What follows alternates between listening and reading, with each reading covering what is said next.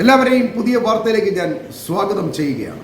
Trump വീണ്ടും ഇറാനെ ആക്രമിക്കുകയോ ഹോർമുസിൽ അവകാശവാദം ഉന്നയിക്കുകയോ ചെയ്താൽ മിഡിൽ ഈസ്റ്റിന് പുറത്തേക്ക് കൂടി യുദ്ധം വ്യാപിപ്പിച്ചുകൊണ്ട് യൂറോപ്പിലെ US മിലിറ്ററി ബേസുകളെ കൂടി ആക്രമിക്കുന്നതിന് ഇറാൻ തയ്യാറെടുക്കുന്നതായി ടെഹ്റാനിലെ ഭരണകൂടങ്ങളുമായി അടുത്ത ബന്ധമുള്ള വൃത്തങ്ങളെ ഉദ്ധരിച്ചുകൊണ്ട് ഫിനാൻഷ്യൽ ടൈംസ് റിപ്പോർട്ട് ചെയ്യുന്നു.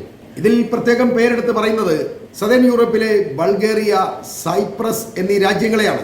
മിഡിൽ ഈസ്റ്റിലെ 200ഓളം വരുന്ന അമേരിക്കൻ സൈനിക കേന്ദ്രങ്ങൾക്ക് മേൽ ഇറാൻ നടത്തിയ ആക്രമണങ്ങളിൽ അമേരിക്കൻ യുദ്ധക്കപ്പലുകൾ, വില കൂടിയ റീപ്പർ ഡ്രോണുകൾ, F-35, F-16, F-15 വിഭാഗത്തിൽപ്പെട്ട റഡാറുകൾക്ക് പോലും പിടിക്കാൻ കഴിയാത്ത യുദ്ധവിമാനങ്ങൾ, പിന്നെ താഡ്, പേട്രിയറ്റ് തുടങ്ങിയ മിസൈൽ പ്രതിരോധ ബാറ്ററികൾ ഉൾപ്പെടെ അമേരിക്ക 20 കൊല്ലം പണിയെടുത്താൽ പോലും വീട്ടാൻ കഴിയാത്തത്ര സാമ്പത്തികവും സൈനികവുമായ നഷ്ടമാണ് ഇറാൻ അവരുടെ ആക്രമണങ്ങളിലൂടെ നടത്തിയിട്ടുള്ളത്. ഇറാന്റെ ഈ ആക്രമണങ്ങളെ പ്രതിരോധിക്കാൻ കഴിയാതെ ഹോർമുസിൽ വിന്യസിച്ചിരുന്ന 20ലധികം യുദ്ധക്കപ്പലുകൾ അതീവ രഹസ്യമായി അമേരിക്ക അവിടെ നിന്നും മാറ്റിയതായിട്ട് ഞാൻ കഴിഞ്ഞ ദിവസം റിപ്പോർട്ട് ചെയ്തിരുന്നു. ഇപ്പോൾ മിഡിൽ ഈസ്റ്റിൽ ബാക്കിയുള്ള മുഴുവൻ അമേരിക്കൻ സൈനികരെ കൂടി പിൻവലിച്ചുകൊണ്ട് അതിവിദഗ്ധമായി യുദ്ധത്തിൽ നിന്നും രക്ഷപ്പെടാനുള്ള അമേരിക്കൻ പ്രതിരോധ വകുപ്പിന്റെ നീക്കം ഇന്നലെ പുറത്തു വന്നിട്ടുണ്ട്. ഇറാൻ കീഴടങ്ങിയതായി വെള്ളക്കൊടി കാണിച്ചില്ലെങ്കിൽ ഞങ്ങൾ വീണ്ടും അതിശക്തമായി ഇറാന് മേൽ ആക്രമണം നടത്തുമെന്ന് ട്രംപ് നിരന്തരം പത്രക്കാരുടെ മുന്നിൽ നിന്ന് തട്ടുകയും പിന്നിലൂടെ ഇറാന്റെ ആക്രമണത്തിൽ തകരാത്ത ഏതാനും ചില യുദ്ധക്കപ്പലുകളും വിമാനങ്ങളും യൂറോപ്പിലെ അമേരിക്കൻ സൈനിക കേന്ദ്രങ്ങളിലേക്ക് മാറ്റുകയും ചെയ്യുമ്പോൾ യുദ്ധം ജയിച്ചതിന്റെ ഭാഗമായിട്ടാണ് ഞങ്ങളിങ്ങനെ ചെയ്യുന്നത് എന്ന് പറയാനും ട്രംപിനെ ആരും പഠിപ്പിക്കേണ്ടതില്ല. അങ്ങനെ പറയാൻ അയാൾക്ക് യാതൊരു ഉളുപ്പുമില്ല. എന്നാൽ ഇറാൻ ശത്രുവിനെ പിന്തുടർന്നുകൊണ്ട് അവരുടെ മടയിൽ കയറി ആക്രമിക്കാനുള്ള പരിപാടിയാണ് ആസൂത്രണം ചെയ്യുന്നത് എന്നാണ് പുതിയ റിപ്പോർട്ടുകൾ പുറത്തു വന്നിട്ടുള്ളത്. ഇങ്ങനെ ആക്രമിക്കുന്നതിൽ ബൾഗേറിയയും സൈപ്രസുമാണ് ഇറാൻ പ്രത്യേകം എടുത്തു പറയുന്നത്. ഇങ്ങനെ ആക്രമിക്കുന്നതിൽ ബൾഗേറിയയും സൈപ്രസിനെയും എടുത്തു പറയുന്നതിന് ഇറാന് ചില പ്രത്യേക സൈനിക കാരണങ്ങളുണ്ട്. ബൾഗേറിയയിലെ ബെസ്മർ എയർബേസിൽ അമേരിക്കൻ സൈനിക വിമാനങ്ങൾ താൽക്കാലികമായി സൂക്ഷിക്കാൻ ബൾഗേറിയ അനുമതി നൽകിയിട്ടുണ്ട്. ഇങ്ങനെ സൂക്ഷിച്ചിരിക്കുന്ന വിമാനങ്ങളിൽ ആകാശത്ത് വെച്ച് ഇന്ധനം നിറയ്ക്കുന്ന 8 KC-135 ടാങ്കർ എയർക്രാഫ്റ്റുകളുമുണ്ട്. ഈ വിമാനങ്ങൾ ലക്ഷ്യമിട്ടാവും ഇനി ഇറാൻ ആക്രമണം ആരംഭിക്കുക എന്ന ഇന്റലിജൻസ് റിപ്പോർട്ടുമുണ്ട്. ഇറാനെതിരായ യുദ്ധത്തിന് അമേരിക്കയെ സഹായിക്കുന്ന ലോജിസ്റ്റിക്കൽ സപ്പോർട്ട് റോൾ വഹിക്കുന്നത് കൊണ്ട് ഇറാന്റെ കാഴ്ചപ്പാടിൽ ബൾഗേറിയയും പൂർണ്ണമായും യുദ്ധത്തിൽ ഏർപ്പെട്ടിരിക്കുന്ന ഒരു രാജ്യമാണ്. ഇറാൻ നേരത്തെ തന്നെ ബൾഗേറിയയ്ക്ക് മുന്നറിയിപ്പ് നൽകിയിട്ടുള്ളതുമാണ്. പിന്നെ ഉള്ളത് സൈപ്രസ് ആണ്. സൈപ്രസ് മിഡിൽ ഈസ്റ്റിനോട് വളരെ അടുത്തുള്ള രാജ്യമായതിനാൽ ഇവിടെ അമേരിക്കൻ, ബ്രിട്ടീഷ് പ്രവർത്തനങ്ങൾക്ക് നേരത്തെ തന്നെ വലിയ സൈനിക കേന്ദ്രങ്ങളുമുണ്ട്. ലോജിസ്റ്റിക്, ഇന്റലിജൻസ്, എയർ സപ്പോർട്ട് കേന്ദ്രങ്ങളായിട്ടാണ് ഇവർ സൈപ്രസിനെ ഉപയോഗിക്കുന്നത്. അതുകൊണ്ട് തന്നെ യുദ്ധക്കപ്പലുകളും മറീനുകളും നേവി, എയർഫോഴ്സ് സൈനികരും കൂടുതലായി തങ്ങുന്ന ഇടമാണ് സൈപ്രസ്. ഈ ചെറിയ രാജ്യത്തെ ഇറാൻ ആക്രമിച്ചു കഴിഞ്ഞാൽ അവിടെ മിസൈലുകൾ വീഴുന്നത് അമേരിക്കയ്ക്ക് മാത്രമല്ല ബ്രിട്ടനും വലിയ നഷ്ടമാകും ഉണ്ടാക്കുക. 2026 യുദ്ധത്തിന്റെ തുടക്കത്തിൽ തന്നെ സൈപ്രസിലെ അക്രോത്തിനിയിലേക്ക് ഇറാൻ ഒരു ആക്രമണം നടത്തി അവർക്ക് മുന്നറിയിപ്പ് നൽകിയതാണ്. എന്നിട്ടും സൈപ്രസ് അമേരിക്കയെ സഹായിക്കുന്ന നിലപാട് തുടരുന്നത് കൊണ്ട് അതിപ്പോൾ ഇറാനെ വല്ലാതെ പ്രകോപിപ്പിച്ചിരിക്കുകയാണ്. ബൾഗേറിയയും സൈപ്രസും ഒക്കെ ഇറാനിൽ നിന്നും 2000 കിലോമീറ്റർ ദൂരപരിധി മാത്രമുള്ള ഒരു സ്ഥലമാണ്. കേവലം ഇസ്രയേലിലേക്ക് ഉള്ള അത്രയും മിസൈൽ ദൂരം മാത്രമേ ഈ സൈപ്രസിനും ബൾഗേറിയയ്ക്കും ഒക്കെ ഉള്ളൂ. അതിനർത്ഥം ഈ രാജ്യങ്ങൾക്ക് ഇറാന്റെ ഖൊറം ഷഹർ, സെജ്ജിലെ ഗദ്ദർ, യമാദ് പോലുള്ള ദൂരപരിധി കുറഞ്ഞതും എന്നാൽ മാരകവുമായ മിസൈലുകൾ മാത്രം മതിയാവൂ എന്നുള്ളതാണ്. എന്നാൽ ഈ രാജ്യങ്ങളെ ഇങ്ങനെ ആക്രമിക്കുമ്പോൾ ഇതിൽ മറ്റൊരു പ്രധാന കാര്യം കൂടി നമ്മൾ ചർച്ച ചെയ്യേണ്ടതുണ്ട്. ബൾഗേറിയ നാറ്റോ അംഗമാണ്. ഏതാണ്ട് 35-36 രാജ്യങ്ങളുടെ ഒരു കൂട്ടായ്മയാണ് ഈ നാറ്റോ എന്ന് പറയുന്നത്.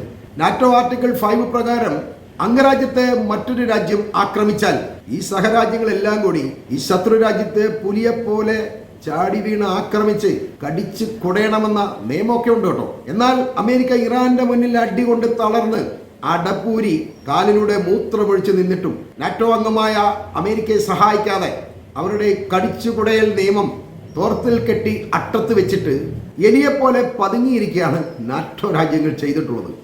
അഥവാ യുദ്ധത്തിൽ അമേരിക്കയ്ക്ക് എന്തെങ്കിലും മുന്നേറ്റം ഉണ്ടായാൽ അമേരിക്കയ്ക്കൊപ്പം കൂടാം എന്ന ചിന്തയാണ് ഇവരുടെ ഉള്ളിലുള്ളത്. എന്നാൽ അമേരിക്കയ്ക്ക് യുദ്ധത്തിൽ പരാജയം വന്നതോടുകൂടി ഇവർ ഓരോ മുട്ടുന്യായങ്ങൾ പറഞ്ഞ് ഇതിൽ നിന്ന് മാറി നിൽക്കാനുണ്ടായത്. അതിന് ഉക്രൈനെ സഹായിച്ചില്ല, അല്ലെങ്കിൽ ഉക്രൈൻ ആയുധം കൊടുത്തില്ല അമേരിക്ക, അതുകൊണ്ട് ഞങ്ങൾ സഹായിക്കില്ല, അതല്ലെങ്കിൽ ഇറാനോട് അമേരിക്ക കാണിച്ചത് അനീതിയാണ്, അതുകൊണ്ട് ഞങ്ങൾ സഹായിക്കില്ല എന്നൊക്കെയാണ് ഇവരിതിനെ ന്യായം പറഞ്ഞത്. ശരിക്കും അങ്ങനെയല്ല. ഈ നാറ്റോ അംഗരാജ്യത്തെ എന്ത് കാരണം പറഞ്ഞാലും മറ്റൊരാൾ ആക്രമിച്ചു കഴിഞ്ഞാൽ ഇവരെല്ലാം കൂടി ആക്രമിക്കണം എന്ന അവരുടെ നിയമമാണുള്ളത്. എന്നാൽ അതിൽ നിന്നും മാറി നിന്നുകൊണ്ടാണ് ഇവർ അമേരിക്കയെ അല്ലെങ്കിൽ ട്രംപിനെ വിമർശിക്കാൻ തയ്യാറായത്. ഇങ്ങനെയുള്ള നാറ്റോ സവാരി ഗിരിഗിരികളാണ് ബൾഗേറിയ എന്നൊരു കുഞ്ഞൻ രാജ്യത്തെ ഇറാൻ ആക്രമിച്ചാൽ ഇടപെടുമോ എന്ന കാര്യത്തിൽ സംശയിക്കേണ്ടത്. അവരുടെ നിലപാടുകളൊന്നും ഇപ്പോൾ ആർക്കും വ്യക്തമല്ല. എന്ത് ചെയ്യും എന്ന കാര്യം അവർ ആരോടും പറഞ്ഞിട്ടുമില്ല. എങ്കിലും ഏതാനും ചില യൂറോപ്യൻ മിസൈൽ ഡിഫൻസ് സംവിധാനങ്ങളൊക്കെ അവരിപ്പം ബൾഗേറിയയെ സംരക്ഷിക്കാനെന്നൊക്കെ പറഞ്ഞുകൊണ്ട് അവിടെ കൊണ്ട് ഫിറ്റ് ചെയ്തിട്ടുണ്ട്. ഇനി ഇറാനിയൻ മിസൈലുകളെ ബൾഗേറിയ നേരിട്ട് പ്രതിരോധിക്കണം എന്ന് ആഗ്രഹിച്ചാൽ പോലും അവരുടെ കയ്യിൽ പഴയ S-300 long range air defence system മാത്രമേ ഉള്ളൂ. ഇത് വളരെ പഴഞ്ചൻ ഒരു സാധനമാണ്. ഇപ്പോൾ S-400 ഒക്കെയാണ് ഉള്ളത്. എന്നാൽ ബൾഗേറിയയുടെ കയ്യിലുള്ള S-300 ഡിഫൻസ് സിസ്റ്റത്തിന് അത്യന്താധുനിക ബാലിസ്റ്റിക് മിസൈലുകളെ തടയാനുള്ള കഴിവൊന്നുമില്ല. ഇതിലും കഷ്ടമാണ് നാറ്റോയുടെ കാര്യം എന്ന് പറയേണ്ടതുണ്ട്. നാറ്റോയുടെ കയ്യിലുള്ളത് പാട്രിയറ്റ് പ്രതിരോധ ബാറ്ററികളാണ്. ഈ പാട്രിയറ്റ് നമ്മൾ മിഡിൽ ഈസ്റ്റിൽ കണ്ടതാണ്. ഇതിനേക്കാൾ ശക്തമായ ഇസ്രയേലിൻ്റെയും അമേരിക്കയുടെയും അയൺ ഡോം താഡ് സംവിധാനങ്ങൾ വരെ ഇറാനിയൻ മിസൈലുകൾ പുകച്ചു കളയുന്നത് നമ്മൾ കണ്ടതാണ്. ഏതാണ്ട് നല്ല രീതിയിൽ തന്നെ അമേരിക്കയുടെയും ഇസ്രയേലിൻ്റെയും ഒക്കെ ഈ പ്രതിരോധ സംവിധാനങ്ങളെ ഇറാൻ നശിപ്പിച്ച് കളഞ്ഞതായിട്ടാണ് റിപ്പോർട്ട്. അതുകൊണ്ടാണ് അമേരിക്കയ്ക്ക് ഇവിടുന്ന് രക്ഷപ്പെടേണ്ടി വന്നത്. പ്രതിരോധിക്കാൻ യാതൊരുവിധ മാർഗവുമില്ല. എല്ലാം ഇറാൻ തകർത്ത് കളഞ്ഞു. അതുകൊണ്ട് മിസൈലുകൾ വീണാൽ രണ്ട് കൈയും കെട്ടി നോക്കി നിന്ന് രസിക്കാമെന്നല്ലാതെ അതിനെ തടയാനവർക്ക് കഴിയില്ല. അത്ര വലിയ പവർഫുള്ളായ മിസൈൽ പ്രതിരോധ ബാറ്ററികളെ തകർത്ത് കളഞ്ഞ മിസൈലുകളുള്ള ഇറാന്റെ മുന്നിലേക്കാണ് ഇവർ പഴയ പാട്രിയറ്റ് ഡിഫൻസ് സിസ്റ്റമായിട്ട് ഇറങ്ങിയിട്ടുള്ളത്. ഇതൊക്കെ ആദ്യത്തെ അടിക്ക് തന്നെ അവർ ഇറാൻ തീർത്ത് കളയും എന്നുള്ളതാണ് സത്യം. നാറ്റോയുടെയും യൂറോപ്പിൻ്റെയും ഒക്കെ ദൗർബല്യങ്ങളെ പൂർണ്ണമായും മനസ്സിലാക്കിയിട്ട് തന്നെയാണ് ഇറാൻ യൂറോപ്പിലേക്ക് യുദ്ധം വ്യാപിപ്പിക്കും എന്ന് പറഞ്ഞിട്ടുള്ളത്. നമ്മളൊക്കെ ഓർക്കും ഈ യൂറോപ്പിനെയൊക്കെ ഇനി യുദ്ധത്തിലേക്ക് വലിച്ചിറക്കി കഴിഞ്ഞാൽ അത് വലിയ ലോക യുദ്ധമാകും എന്നൊക്കെ സംശയിക്കുന്നവരുണ്ട്. വെറുതെയാണ്. യൂറോപ്പിനൊന്നും അത്രയധികം ശക്തിയൊന്നുമില്ല. ഇവർ ചുമ്മാ അമേരിക്കയുടെ നിഴലിൽ വളരുന്ന കുറച്ച് ചെറിയ ചെറിയ രാജ്യങ്ങളുടെ ഒരു കൂട്ടായ്മയാണ് ഈ യൂറോപ്പ് എന്ന് പറയുന്നത്. അവരെ ഓരോരുത്തരെ തിരിഞ്ഞ് അടിച്ചു കഴിഞ്ഞാൽ ഇവരെല്ലാം നിലംപരിശാകും എന്നുള്ളതാണ് സത്യം. എന്നാൽ യൂറോപ്പിനെ ആക്രമിക്കുമെന്ന് പറയുന്ന ഇറാന്റെ തീരുമാനം ആസൂത്രിതവും വ്യക്തവുമാണ് എന്ന് പറയേണ്ടതുണ്ട്. ഇതിനു പിന്നിൽ റഷ്യയെ സഹായിക്കുക എന്നൊരു അജണ്ട കൂടി ഉണ്ട് എന്ന് നമ്മൾ മനസ്സിലാക്കണം. ഇറാനും റഷ്യയും ചൈനയും കൊറിയയും കൂടി നടത്തുന്ന ഒരു ഗൂഢതന്ത്രമാണ് ഇതെന്ന് പറയേണ്ടതുണ്ട്. അമേരിക്ക ദുർബലമായ സ്ഥിതിക്ക് യൂറോപ്പിനെ കൂടി ഇവർ സംഘം ചേർന്ന് ആക്രമിച്ചു കഴിഞ്ഞാൽ യൂറോപ്പും ദുർബലമാകുന്നതോടെ ഈ മുന്നണിക്കാവും പിന്നീട് ലോകത്ത് മേൽക്കോയ്മ ഉണ്ടാവുക. റഷ്യയാണെങ്കിൽ അവർക്ക് വലിയ സാമ്പത്തിക നഷ്ടം ഉണ്ടായിട്ട് പോലും ഉക്രൈനുമായിട്ടുള്ള യുദ്ധം അവസാനിപ്പിക്കാതെ 5 വർഷത്തോളമായി തള്ളി നീക്കിക്കൊണ്ട് പോകുന്നത് യൂറോപ്പിനെ ദുർബലമാക്കാനും അവർ ഒരു കാരണവശാലും ശക്തി പ്രാപിക്കാതിരിക്കാനും വേണ്ടി മാത്രമാണ്. അവരിൽ നിന്നും പണം ഇങ്ങനെ ചോർന്നു പോയിക്കൊണ്ടിരിക്കണം. അതിൻ്റെ കൂടെ ഇപ്പോൾ ഹോർമുസ് അടയ്ക്കുകൂടി ചെയ്തപ്പോൾ യൂറോപ്പ് തീർത്തും ദുർബലമായിട്ടുണ്ട് എന്ന് പറയേണ്ടതുണ്ട്.